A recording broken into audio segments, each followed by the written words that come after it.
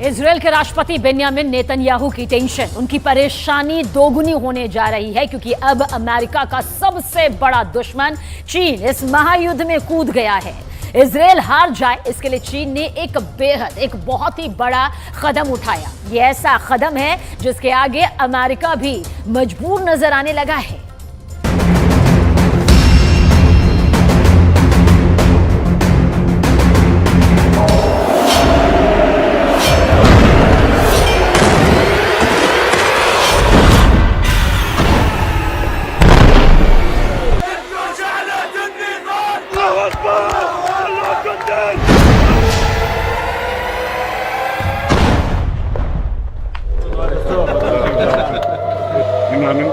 Yes. 做到有案必查。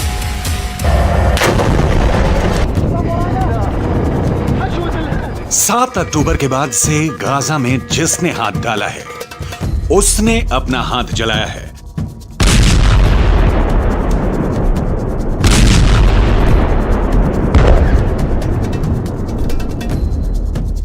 Gaza जलता हुआ कुआं बन चुका है।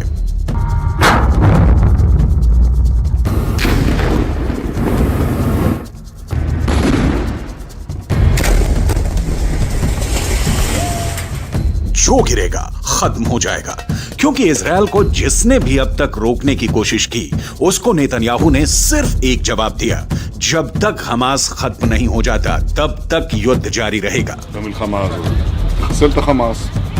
बंधकों को छोड़ाने के लिए सीज फायर तो कर दिया गया। गाजा और वेस्ट बैंक से बंधकों और कैदियों को छोड़ाने की तस्वीरें भी आईं। जश्न भी खूब मनाया गया। लेकिन आगे क्या होगा? अब तक इजरायल के सामने ईरान फेल हो चुका है। इजरायल को डराने में हमास से लेकर हिजबुल्लाह और यमन के हूथी भी नाकाम रहे हैं। सऊदी अरब और बाकी अरब देशों की जुबान पर भी ताला लगा है, यानी अरब देश भी पूरी तरह फेल हैं। इजरायल के खिलाफ पुतिन भी खुलकर सामने नहीं आए, यानी रूस भी फेल हो गया। इजरायल अब अमेरिका के बस में भी नहीं है, इसलिए बाइडन भी पूरी तरह से फेल हैं।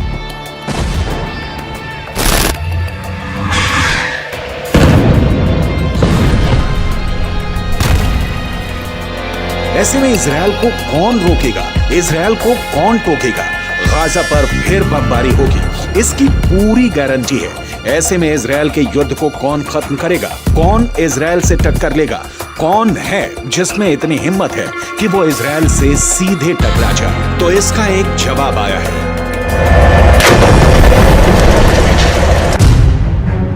चीन ने बोला है कि वो गाजा का फैसला करेगा। चीन बोला है कि वो इजरायल को रोकेगा। चीन बोला है कि वो फिलिस्तीन का ख्वाब पूरा करना चाहता है। 做到有案必查。 इसलिए चीन ने अब संयुक्त राष्ट्र सुरक्षा परिषद की बैठक बुलाई है और इसमें वो गाजा से लेकर हमास और इजरायल से लेकर नेतन्याहू तक सबका हिसाब करना चाहता है। 中国作为联合国安理会本月轮值主席国，将于11月29日举行安理会巴以问题高级别会议。中共中央政治局委员、外交部长王毅将赴纽约主持安理会会议。 चीन दावा कर रहा है कि वो अब हमास और इजरायल के बीच पावर ब्रोकर बनेगा। चीन दावा कर रहा है कि वो इस युद्ध को हमेशा के लिए खत्म करेगा। चीन ऐसा पहले सऊदी अरब और ईरान के साथ कर चुका है। चीन अब यही फैसला फिलिस्तीन और इजरायल के बीच करना चाहता है। शी जिनपिंग बिग बॉस बनना चाहते हैं। शी जिनपिंग अमेरिका को दिखाना चाहते हैं कि दुनिया में उसका बल्ब फ्यूज हो चुका है। अब चीन की लाइट जलेगी और इससे रोशन होगा पश्चिम एशिया का सबसे खतरनाक वॉर जोन, यानी गाजा और इजरायल। लेकिन क्या ये इतना आसान है? क्या चीन का ऑर्डर इजरायल में चलेगा? क्या चीन को वो नेतन्याहू बर्दाश्त करेंगे जो अमेरिका को भी एहसास दिलाते हैं कि इजरायल और यहूदी वोट बैंक के आगे उनकी हैसियत कुछ नहीं? वो हमास को खत्म करने तक बिल्कुल नहीं रोकेंगे। हमास की मौत 100% पक्की है, ये नेतन्याहू की गारंटी है। אבל באותה נשימה אמרתי גם לנשיא שבגמר המתווה אנחנו חוזרים בכל העוצמה לממש את היעדים שלנו, חיסול החמאס, להבטיח שעזה לא תחזור להיות מה שהיא הייתה, וכמובן שחרור כל חטופינו.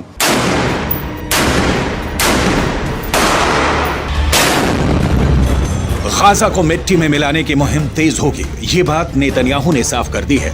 लेकिन इजरायल पर 14,000 से ज्यादा फिलिस्तीनियों की मौत का इल्जाम है और चीन अब इस मुद्दे को खुद हैंडल करना चाहता है। चीन इस पूरे मुद्दे को संयुक्त राष्ट्र सुरक्षा परिषद में लाकर इजरायल को ऐसे घेरना चाहता है जिससे नेतन्याहू बच ना पाए और गाजा में सरेंडर कर दे। 7 अक्टूबर के बाद युद्ध को ऐसे खत्म करना इजरायल की बड़ी हार मानी जाएगी और पहले से घर में घिरे नेतन्याहू की राजनीति का अंत भी हो जाएगा। लेकिन फिलिस्तीन और गाजा को लेकर इजरायल के खिलाफ कोई भी प्रस्ताव गिर जाएगा, इसकी भी पूरी गारंटी है, क्योंकि अमेरिका के पास वीटो पावर है जिसका उसने हमेशा इजरायल को बचाने के लिए इस्तेमाल किया है।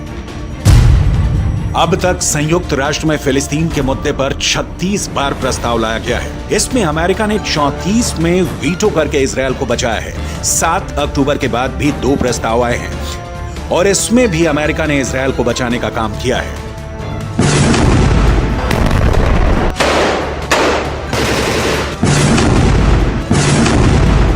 अब गाजा में इजरायल को रोकने के लिए चीन ने सुरक्षा परिषद में बड़ी तैयारी की है, लेकिन नेतन्याहू ने गाजा पहुंचकर इसका पहले ही जवाब दे दिया है कि उनको डराने में कोई कामयाब नहीं हो पाएगा।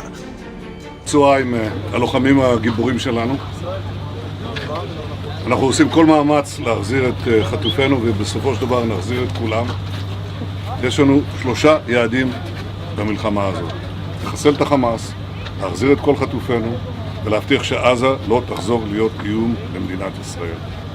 ואני פה להגיד לחברים כאן, ללוחמים כאן, שאומרים לי את אותם הדברים, ואני חוזר ואומר את זה לכם, אזרחי ישראל.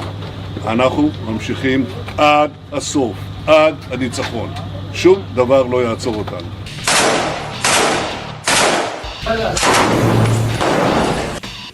गाजा की गलियों में जो युद्ध हुआ है या हो रहा है उसने इजरायल को भी बड़े झटके दिए हैं, लेकिन नेतन्याहू अपने फैसले पर कायम है।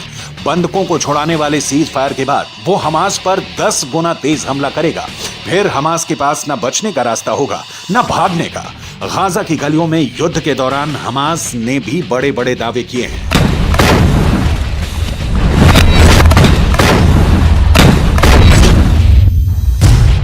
हमास का दावा है कि उसने इजरायल के 180 टैंक और बख्तरबंद गाड़ियों को हमले में फोड़ दिया है।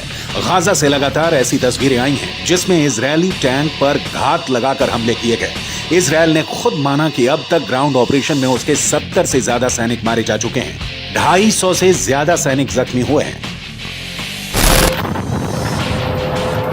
लिहाजा हमास के खिलाफ जो ताकत इजरायल माना जाता है उसके मुताबिक नतीजे तो इजरायल को भी नहीं मिले हैं। हालांकि नेतन्याहू के सामने अपनी छवि को बचाए रखना बड़ा चैलेंज बन चुका है और गाजा पहुंचकर उनकी पहली कोशिश इसी तरफ नजर आती है। ישבתי עם סגן הרמטכ"ל, עם המפקדים, ועל הקיר היה כתוב עם ישראל חי. אז עם ישראל חי, ועם ישראל גם מנצח.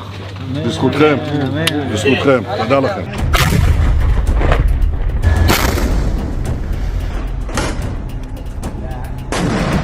इजरायल का ग्राउंड ऑपरेशन बता रहा है कि अब उसने गाजा को 2 हिस्सों में बांट दिया है, या कहें कि गाजा को 2 हिस्सों में काट दिया है। एक तरफ है उत्तरी गाजा जिसको चारों तरफ से इजरायल की सेना ने घेर लिया है। अंदर बहुत ही खतरनाक युद्ध पूरी दुनिया ने देखा है। तो दूसरी तरफ है दक्षिणी गाजा। इजरायल की कोशिश है कि उत्तरी गाजा में हमास के पूरे कैडर को खत्म कर दिया जाए। चीन ऐसा नहीं चाहेगा क्योंकि चीन तो हमास का पूरा समर्थन करता है। ऐसा इसलिए कहा जा रहा है क्योंकि उसने 7 अक्टूबर वाले हमले को लेकर अपना रुख साफ नहीं किया है, या कह सकते हैं कि वो हमास के साथ है। सवाल इजरायल से है कि सीज फायर से पहले 50 दिन के युद्ध को लेकर वो कहां पास हुआ है और कहां फेल। 7 अक्टूबर को हुए हमले के बाद हमास के खिलाफ जंग में इजरायल के 2 मकसद थे। पहला, हमास के पास से करीब 250 बंधकों को आजाद कराना, जिसके लिए इजरायल को सीज फायर करना पड़ा, यानी उसका युद्ध और बमबारी काम नहीं आई, वो फेल हो गए। दूसरा मकसद, इजरायल हमास को जड़ से खत्म करना चाहता है, लेकिन अभी तक इसमें भी इजरायल फेल ही साबित हुआ है। מאוד מתנשא עם הארץ. תדע, יש רוח, יש עוצמה, יש נחישות, ויש תוצאות. גם את זה, גם את זה. אנחנו כל הכוח. הם פה בגלל ישראל, נכון? אני אומר לך, כמו שאמרתי לביידן, אנחנו הולכים לעשות את זה, להשלים את זה, שלא יהיה לאף אחד ספק, לא מבחינת רק הכוונה, אלא גם היכולת. אני מאמין בכם. गाजा में सीज फायर करके इजरायल को वक्त मिला, उसकी सेना को वक्त मिला, हमास को भी वक्त मिला। दोनों तरफ अपनी ताकत को फिर से जुटाने का काम हुआ होगा ताकि युद्ध के अगले चरण को और खतरनाक बनाया जाए। लेकिन यहाँ के मुकाबले इजरायल का अगला चैलेंज हिजबुल्लाह भी है और यमन की हूथी सरकार भी। दोनों ही इस सीज फायर का हिस्सा नहीं रहे हैं, यानी इजरायल पर उस फ्रंट से हमला नहीं होगा, इसकी कोई गारंटी नहीं है। गाजा से दूर एक और खबर जिसने पूरी दुनिया को चौंका दिया। सीज फायर से पहले जब इजराइल गाजा पर हजारों टन बॉम्ब बरसा रहा था, तब पुतिन ने यूक्रेन के महायुद्ध को लेकर एक ऐसा फैसला किया जिसने जो बाइडेन को परेशान कर दिया। दरअसल बताया यह जा रहा है कि यूक्रेन में ऐसी सेना उतर चुकी है जो हमास से भी ज्यादा खतरनाक और खौफनाक है।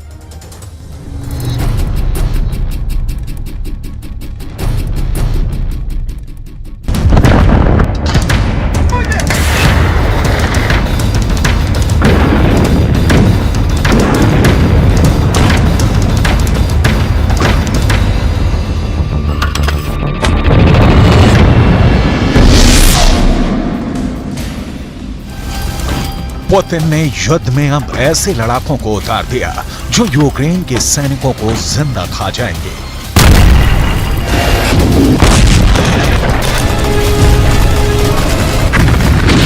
पुतिन ने युद्ध में ऐसे सैनिकों को उतार दिया है जिसे देखकर ज़ेलेंस्की के सैनिक खौफ में भर गए हैं।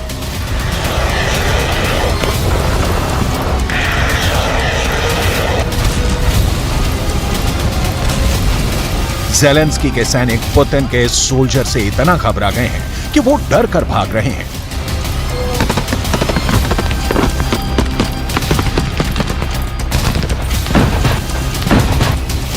यूक्रेन के सैनिकों को समझ में नहीं आ रहा कि गोली बारूद को तो चकमा दे दें, लेकिन उससे कैसे बचें जो उन्हें जिंदा खाने को बेताब है।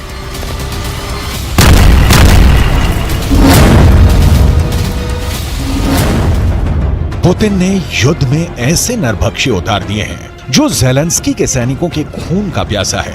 इंसानों को मार कर खा जाना उसकी आदत है। वो पुतिन का बहुत वफादार है। उनके हर निशाने, हर हुक्म, हर आदेश पर वो ना सिर्फ जान कुर्बान कर सकता है बल्कि दुश्मन को कच्चा चबाकर खा सकता है। इसकी दरिंदगी से पुतिन इतने खुश हैं कि उन्होंने इस नरभक्षी को बहुत बड़ा इनाम देने का ऐलान किया है। कौन है ये नरभक्षी जिस पर पुतिन को इतना भरोसा है कि वो है तो रूस ये जंग हर हाल में जीतेगा। पुतिन के इस फौज के रहते ज़ेलेंस्की की हार तय है। इस नरभक्षी के कारनामों को देखने के बाद पुतिन अब आक्रामक हो गए हैं। पुतिन के इरादे और खतरनाक हो गए हैं। पुतिन के निशाने पर ज़ेलेंस्की का घर है। 1.5 साल से भी ज्यादा वक्त से चल रहे इस युद्ध को पुतिन अब जल्द खत्म करना चाहते हैं, वो भी अपने तरीके से। पुतिन को जीत चाहिए, वो भी हर कीमत पर। पुतिन को यूक्रेन के सैनिकों की हार देखनी है, वो भी हर हाल में। इसके लिए पुतिन ने जेल में बंद खूंखार कैदियों और नरभक्षी तक को युद्ध में धकेल दिया। ऐसे कैदी जिन पर बहुत गंभीर आरोप हैं। पुतिन अब उन सैनिकों की सजा भी कम कर रहे हैं जिन्होंने युद्ध लड़ा और पुतिन के मकसद को पूरा करने के लिए पूरा जोर लगा दिया।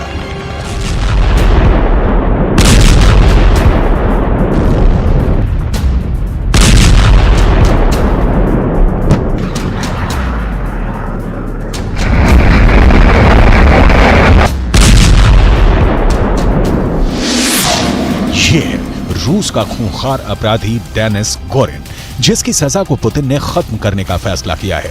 पुतिन ने डेनिस को माफ कर दिया। इतने खूंखार अपराधी को पुतिन का यह इनाम इसलिए मिला क्योंकि उसने पुतिन के एक आदेश पर यूक्रेन की सेना में ऐसी दहशत पैदा कर दी कि कई मोर्चों पर रूस ने बिना लड़े युद्ध जीत लिया। यूक्रेन की फौज ऐसे दरिंदों के बारे में सुनकर ही भाग खड़ी हुई।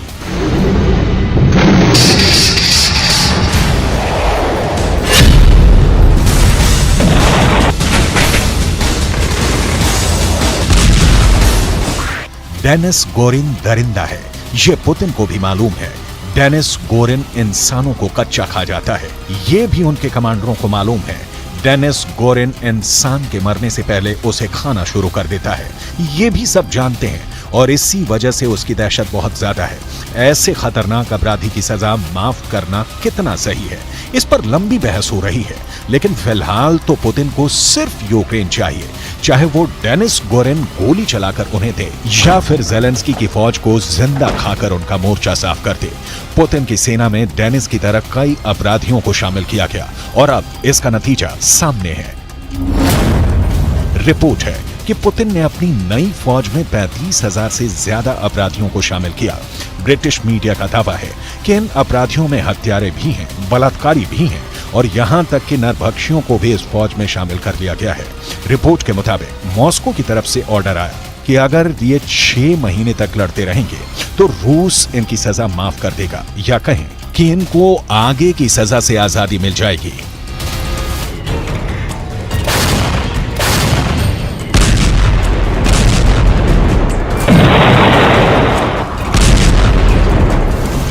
डेनिस गोरिन भी यूक्रेन के खिलाफ जंग में लड़ा और घायल हो गया। फिलहाल उसका इलाज चल रहा है और अब पुतिन ने डेनिस गोरिन के युद्ध से खुश होकर उसकी सजा को माफ करने का फैसला किया है।